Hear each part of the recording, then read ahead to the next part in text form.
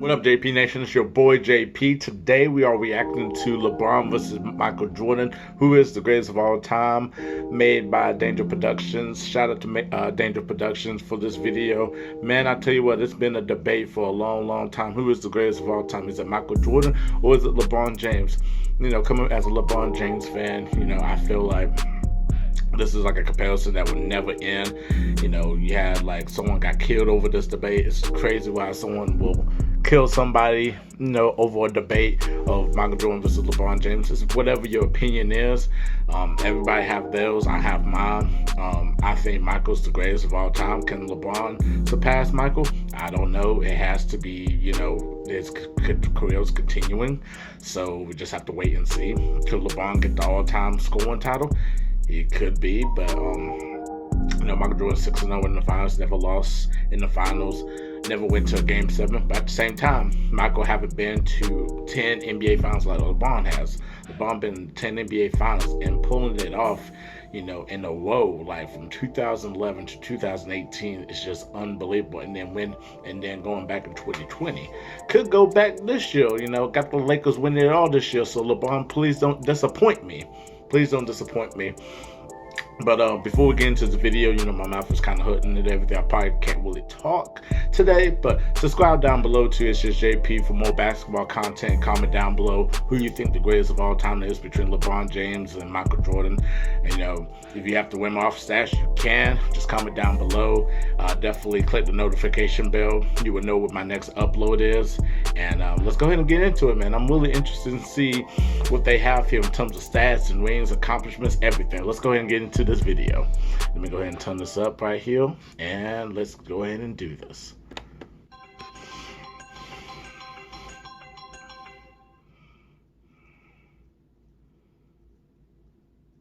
Really good quote by Walter Payton.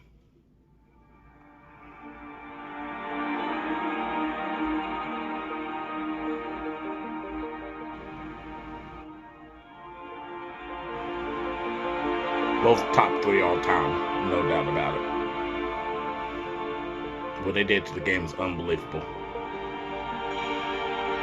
Michael in the 90s was just a dominant player. Like, nobody could stop him in the 90s. LeBron, the best player from the 2010s, just unbelievable. Unbelievable.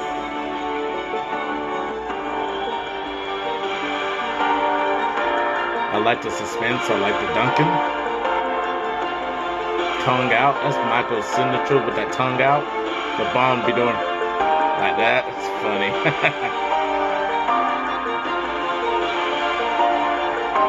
Both played both sides of the ball. Clutch moments. Let's go ahead and get into it. I like the suspense, I like the build up, so this is awesome. Jordan versus LeBron. LeBron versus Jordan. It's a debate that has captured the public's attention for the last several years, especially after this moment in 2016, when LeBron James beat the Golden State Warriors to win the 3rd championship of his career. 79 and in 9, LeBron's 73 and 9. own words, that one right there made me the greatest player of all time. That's what I felt. I was like, that one right there made you the greatest player of all time. But did it? Is everything since that moment simply icing on LeBron's cake? Or is LeBron destined to finish his career in Michael Jordan's shadow? We've all heard the arguments from LeBron supporters. He's bigger, he's stronger, he's faster, he's more durable. And from Jordan supporters. Michael Jordan was merely 6-0 with 6 MVPs in the finals. But the GOAT debate isn't as simple as the pundits make it seem. There are a number of factors relevant in determining the greatest basketball player of all time. In fact, I would say there are 5 things that really matter when determining the GOAT of any sport. These criteria are, in no particular order, accomplishments, longevity, winning, statistics, and what we'll refer to in this video as the eye test. Yes, there we go. And to be the GOAT, you don't need to be the best in any specific category, but you need to be pretty good across the board. So simply winning 7 championships, like Robert Horry did, isn't enough to get you into the conversation. When we're finished with this video, it'll be plainly obvious that one guy comes out on top. But before we get started, I want to clarify that this is not a comparison of legacies. It's about who was the better basketball player. Both have brilliant If we were careers. talking about legacies, Jordan's is nearly untouchable. Not only did he lead basketball to global popularity, he helped transform Nike into an empire. Yep. Changed the way players played and how they dressed. And he even made it cool for guys to be bald. And while those things certainly contribute to MJ's iconic status, they don't make him a better player on the court. So let's evaluate the criteria that matter. And we'll start with individual accomplishments. Take a look. Jordan had more regular season MVPs, twice as many finals MVPs, 9 more scoring titles, and several more selections to the NBA's all-defensive team, including once being named Defensive Player of the Year. Yep. LeBron has more All-Star appearances, but that's largely due to his having played more seasons. In fact, when taking into account retirements and major injuries, Jordan essentially played 13 seasons compared to 17 seasons for LeBron, making Jordan's significant lead in accomplishments all the more impressive. And that's to say nothing of MJ's brilliant college career, which saw him twice named All-American and once awarded College Player of the Year, at a time when the country's best players actually went to college. Yep. So regardless of whether you're a LeBron fan or MJ fan, you have to give the accomplishments checkmark to Jordan. Yes. The second criteria in our GOAT analysis is longevity. And this one is also a no-brainer, but this time in favor of LeBron. Yes. Not only has LeBron played more seasons in the league, but he's had a longer peak than Jordan. Jordan's peak lasted about 10 years, whereas LeBron's peak has lasted 16 years and is still going. Yeah. And he's been incredibly durable during that time, missing significant time to injury only in 2019. That said, the claim that LeBron has been much more durable than Michael has been a bit overblown.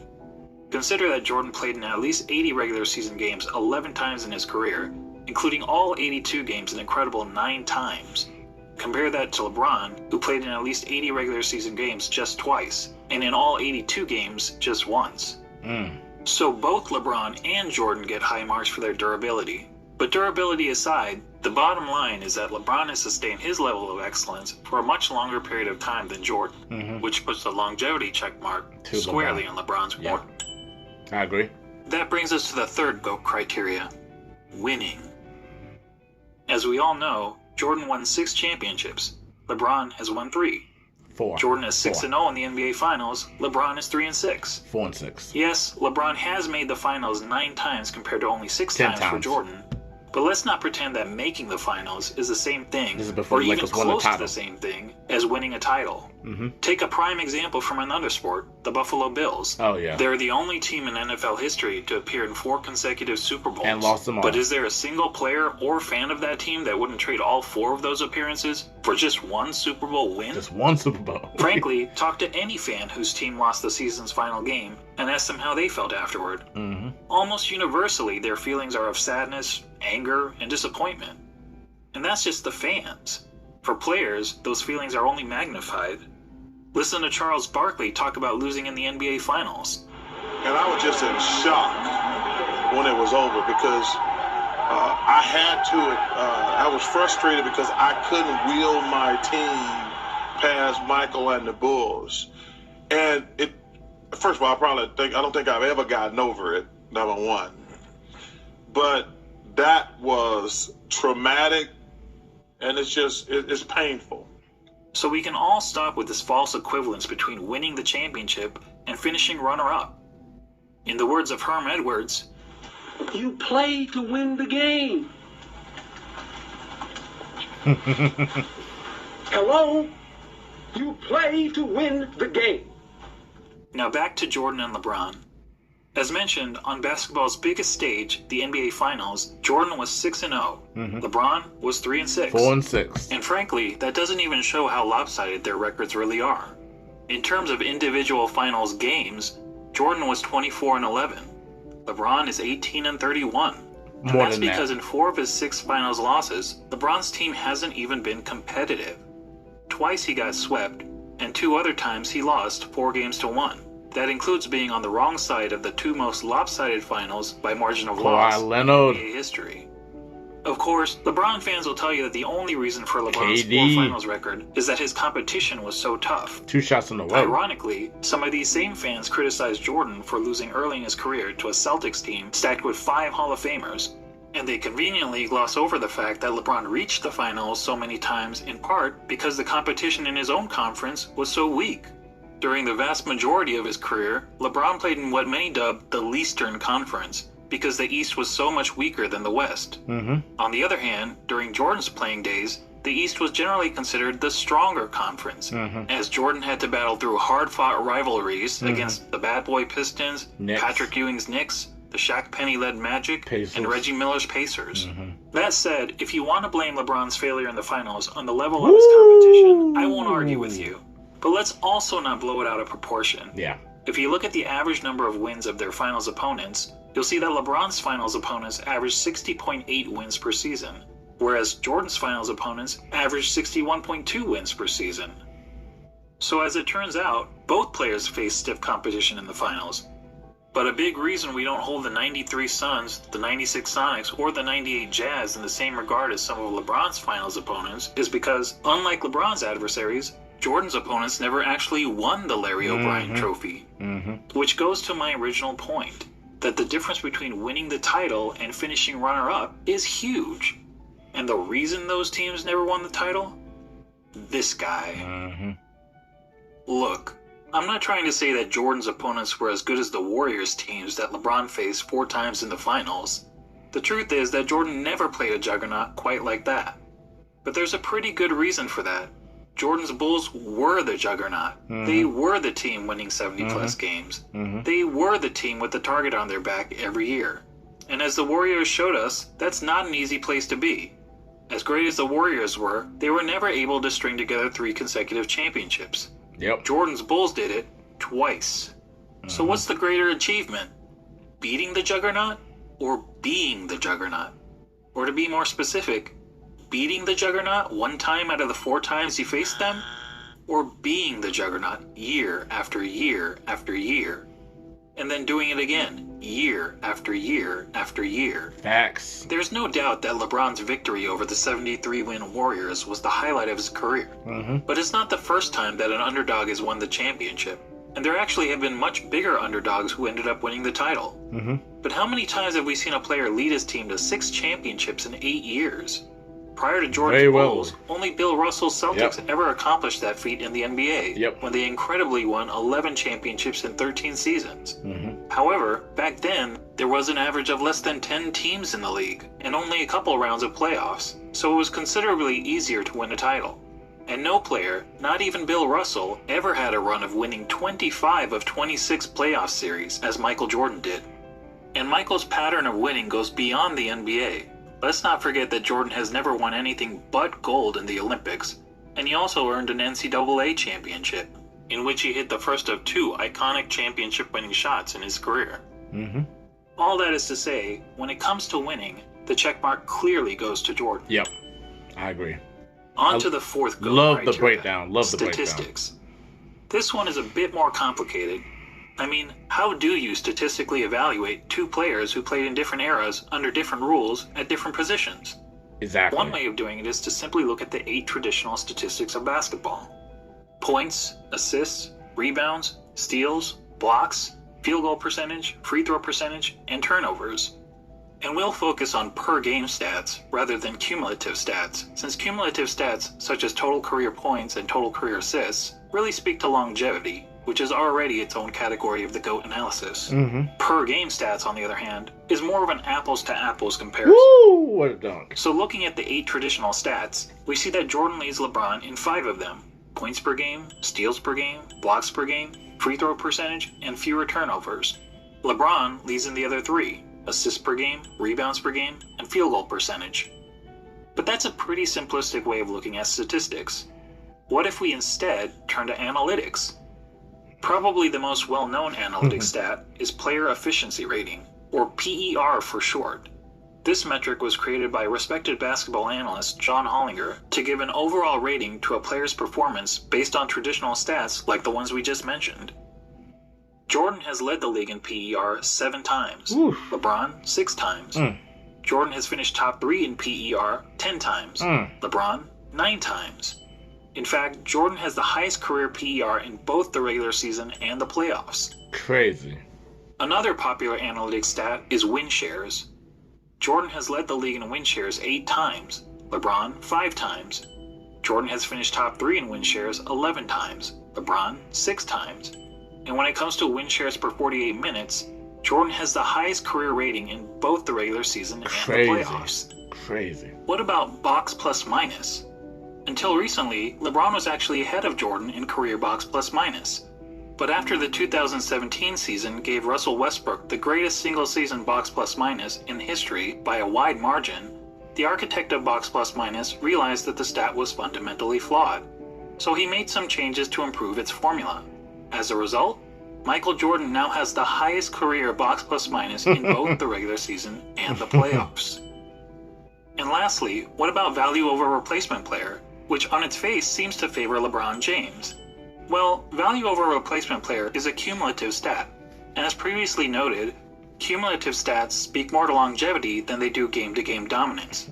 That said, according to value over replacement player, Jordan owns 6 of the 9 greatest individual seasons ever played. And on a per-game basis, MJ's career rating in value over replacement player is the highest of all time in both the regular season and the playoffs. Are you noticing a theme here? Not only does Jordan beat LeBron in every ratable analytic stat, he consistently ranks as the best ever across the board. Before we move on from analytics, I want to mention a lesser-known stat called Gamescore, another brainchild of John Hollinger. Gamescore measures a player's performance in a single game, so it won't tell us who's had the better career, but it does provide insight into who's had the greatest games.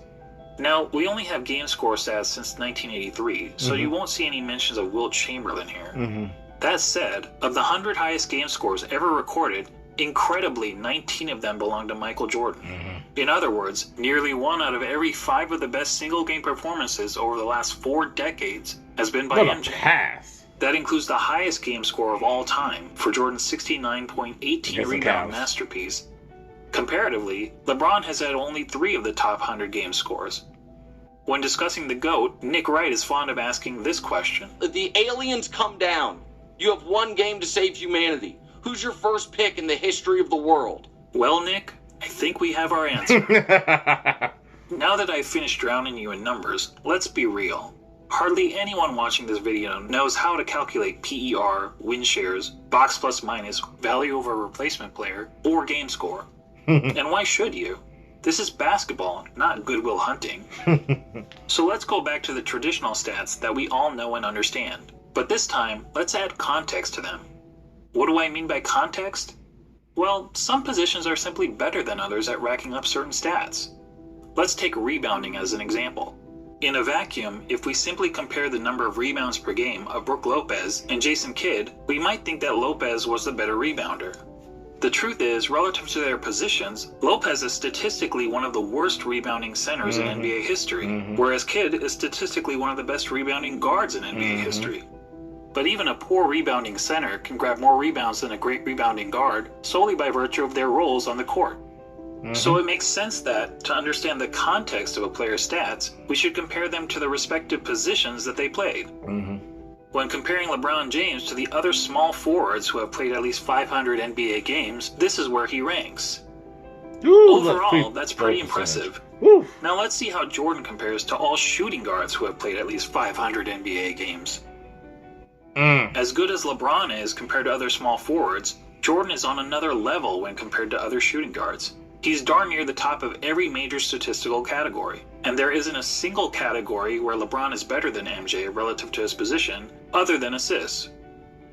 So to sum up statistics, whether comparing traditional stats or analytics, and especially when judging these players in the context of the positions they played, Jordan has a noticeable edge over LeBron. As such, we have to give the check mark to Jordan.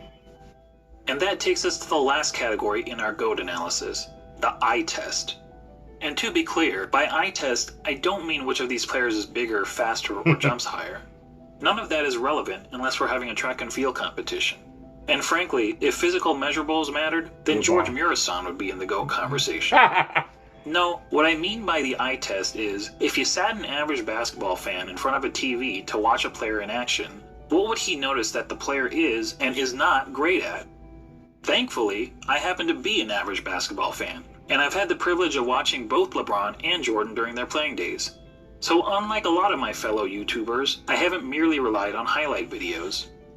Here's what my eyes told me when I saw Michael Jordan play, particularly during his playing days with the Chicago Bulls. He was the best offensive player in the game. He was arguably the best defensive player in the game. He had the best mid-range game. He was the best finisher at the rim. He had the best post-up game, which is incredible considering most players who dominated the post were big men. He was widely considered the most clutch player in the game. He was regarded by opponents as the fiercest competitor on the court. He was regarded by teammates as the hardest worker in practice. And when all was said and done, amongst the other stars of his generation, he was the greatest winner. Now, when you're playing against the elite of the elite athletes of the world, to be the best at any one of those things is pretty remarkable. But to be the best at all of them? I tell you, it's impossible. But for the fact that we saw Michael Jordan do it. And when it comes to the GOAT debate, that's the biggest hurdle facing LeBron. He's basically being compared to a guy who was great at everything and practically had no weaknesses. Seriously, judging by the eye test, what's the worst thing we could say about Michael Jordan's game? Probably that he wasn't a very good three-point shooter. Jordan shot 33% from beyond the arc in an era when the average player also shot 33%. They didn't really shoot a lot of threes. So when it came to three-point shooting, he wasn't good, he wasn't bad, he was just average. But remember that Michael played in an age when the three-point shot wasn't a big part of the game. Thank you. During Jordan's years, teams averaged only 9.5 three-point attempts per inside game. out. And Michael himself attempted less than 2 threes per game. And if being an average three-point shooter is a weakness of Michael's game, well, then we also have to call it a weakness of LeBron's game. The difference is that LeBron plays in an era where the three-point shot is a huge part of the game. During the years in which LeBron played, teams attempted on average over 21 threes per game. And LeBron himself averaged 4.3 three-point attempts per game, or 2.5 times as many as Jordan. Despite the increased emphasis on threes, LeBron's career shooting percentage from beyond the arc is only a hair better than Jordan, at 34%. And it's actually slightly below his peers, who averaged 35% from three during his era. But to reiterate, being an average three-point shooter was by far the worst part of MJ's game. For LeBron, it's not even close. LeBron, in fact, has 4 major weaknesses as a basketball player, each of which is readily apparent to anyone who has actually watched him play. First, he's not a good free throw shooter. Amen. Yep. For his career, LeBron has shot around 73.5% from the free throw line, which is pretty poor for a player who handles the ball as much as he does. In fact, many analysts point out that at the end of games, LeBron shies away from driving to the basket because he's afraid of being sent to the line.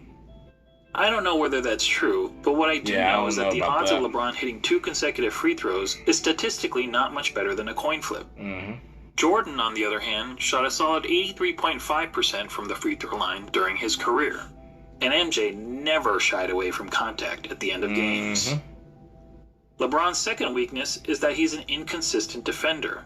Sure, he's had some years where he was elite defensively, which is evidenced by his numerous selections to the NBA's all-defensive team. But he's also had several years where he's practically been a liability on the defensive end. Compare that to MJ, who during his Bulls days was a consistently elite defender.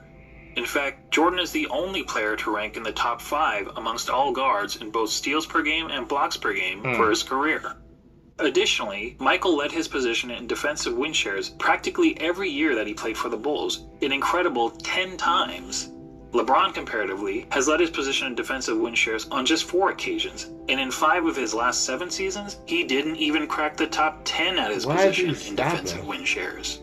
Come on, now, LeBron? Some will excuse LeBron's recent fall-off on the defensive end as a byproduct of his resting on defense so that he can have more energy on offense. And we can debate the merits of that strategy, but resting on defense is not something Michael Jordan was ever accused of doing.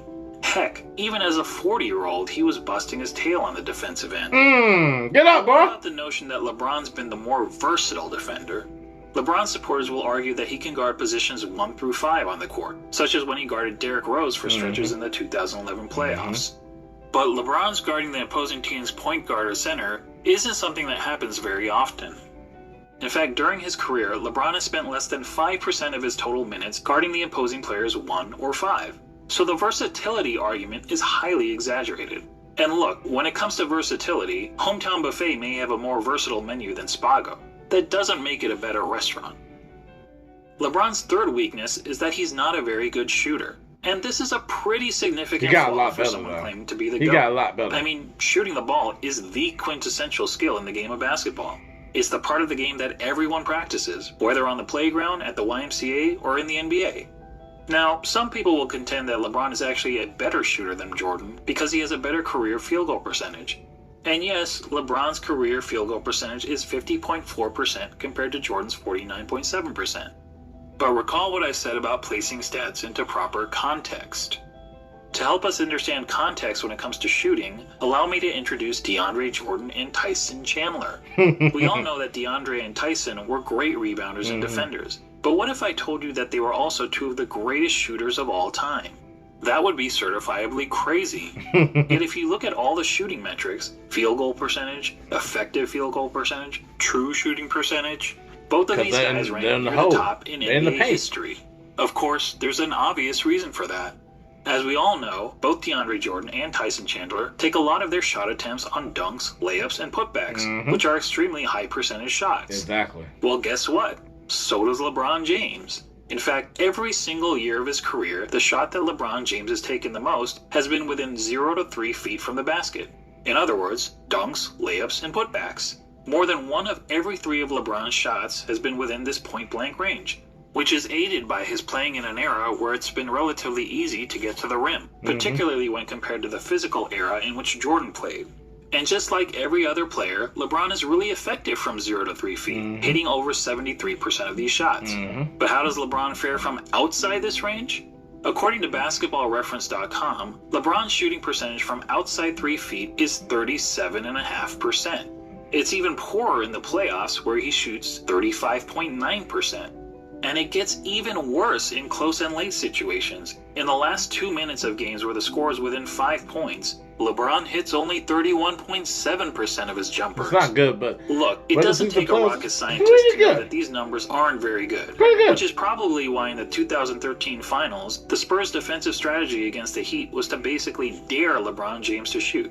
And keep in mind, this was against LeBron in his prime. Can you imagine an opposing coach using a similar strategy against MJ? Now, LeBron actually credits the Spurs for forcing him to work on his jump shot, but it's not as if his results have gotten much better since then. Here's LeBron's shooting percentage from outside 3 feet over the last 6 years. Yikes. Well, I'll give him this, he is consistent. For comparison, consider that in the last year of Michael Jordan's career, as an aging player on the Washington Wizards, Jordan shot close to 42% from outside 3 feet. While that's certainly not great, it means that even as a 40-year-old shell of his former self, Jordan was still a better shooter, a far better shooter than LeBron James.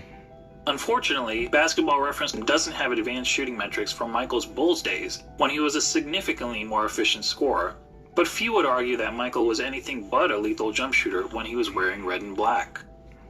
When it comes to shooting, all of us can recall practicing shots on the blacktop, counting down 3, 2, 1, before launching a shot at the rim. Well, if you were pretending to be LeBron James, you'd brick almost 2/3 of the time. Actually, that's not entirely true. If you were playing against a countdown, it would be much, much worse. And that gets me to the last major weakness of LeBron's game, his performance, or more accurately, lack of performance, in the clutch.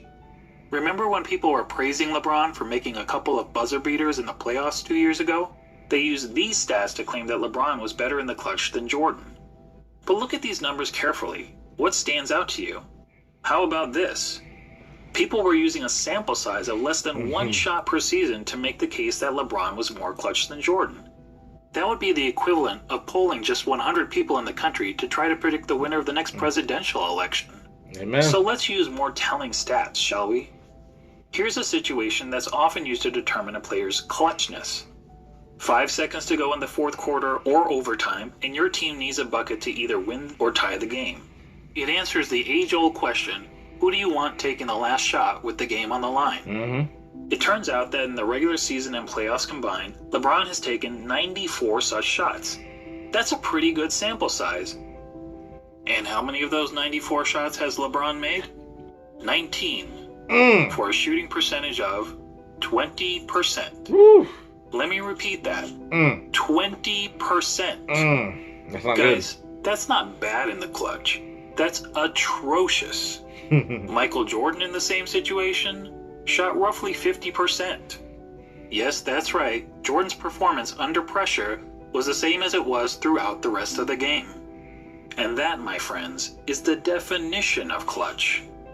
So there you go. When it comes to the eye test, our eyes tell us that one player, Michael Jordan, is great at everything and has practically no weaknesses. And the other player, LeBron James, while also having a ton of strengths, has several obvious flaws to his game. And when all is said and done, after analyzing the 5 key factors of being the GOAT, Jordan gets 4 check marks to LeBron's 1, making this GOAT debate, well, not much of a debate at all. Now, don't get me wrong, I'm not saying that LeBron James is a bad player. He's a phenomenal player. Personally, I have him on basketball's Mount Rushmore, along with Jordan, Kareem, Wilt Chamberlain, and Bill Russell. He's just not Michael Jordan.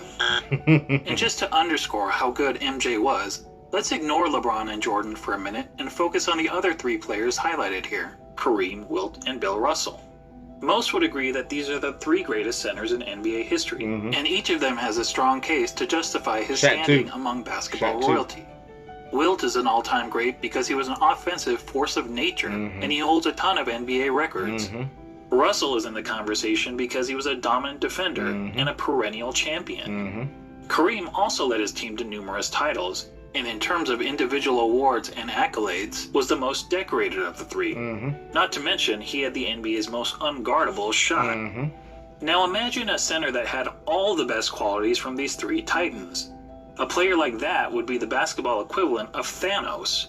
Now add to that player the highest level of intangible attributes, such as a tireless work ethic, unmatched killer instinct, and an ability to deliver in the clutch.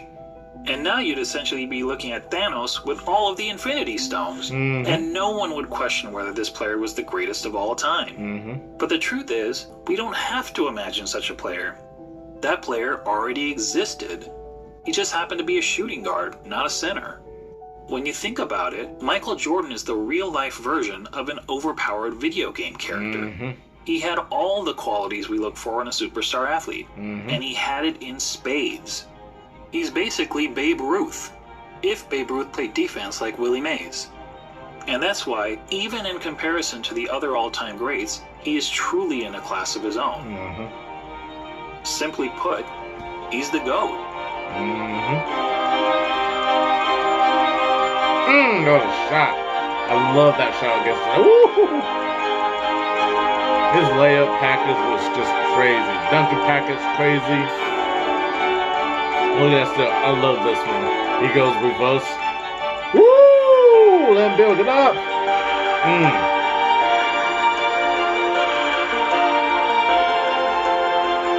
He was an engine. Michael was an engine. He was the whole car. Like, it kept going and going and going and going and going.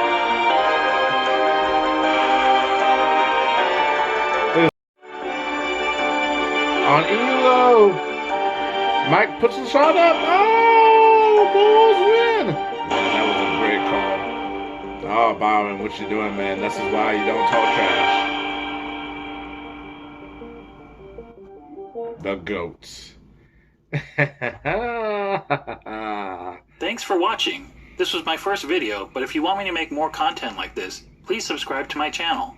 Also, if you like what you saw, please click the like button below and share this video with your friends. And leave a comment to give your thoughts on the GOAT debate. Man, I'll tell you what, that was a great breakdown of the video of who is the greatest of all time and doing it in these different categories. And you see Michael with 4 check marks to LeBron's 1. You add like off the court, LeBron wins, so that'd be a check mark for LeBron over Jordan because of what he's doing, making the score, being a voice. LeBron is just not getting in a lick of trouble, family man. He gets that check mark. And then in terms of trash talking, Michael Jordan gets that check mark because LeBron is not a trash talker. Mike is. When you motivate him, when people talk trash to him, it motivates him, and you're in for a long, long, long day. But I love the breakdown, and like I said, Michael Jordan is the GOAT. The eye test, like, like I said, Michael Jordan's heyday. A lot of people watch basketball. Like, even the people that don't watch basketball, they know who Michael Jordan is. They know who LeBron is, and you know, seeing LeBron in another in the Space Jam movie like Mike did in '96. I mean, you know, he's trying to do what Mike did back in the day, but yeah, the great break. I don't even have to say anything. 6-0 in the finals. I mean, Mike was just a killer. He had a killer instinct for days. LeBron don't have a killer instinct. He feels the game. He could score or pass, rebound. He's like an all-around player. You know, and Jordan is an all-around player, but he didn't really see a lot of like the assist numbers. Like, yeah, he could easily be, you know, he could pass the basketball. But that wasn't his MO, because I mean, he scores that basketball. Nobody can't stop him. So tell me your thoughts down below between Michael Jordan versus LeBron. Who is the greatest of all time to you, and why? Statistics, championships, anything, just comment down below. This was a great video. Shout out to Danger Productions. Subscribe to my channel. It's just JP for more basketball content. Click the notification bell. You will know when my next video is.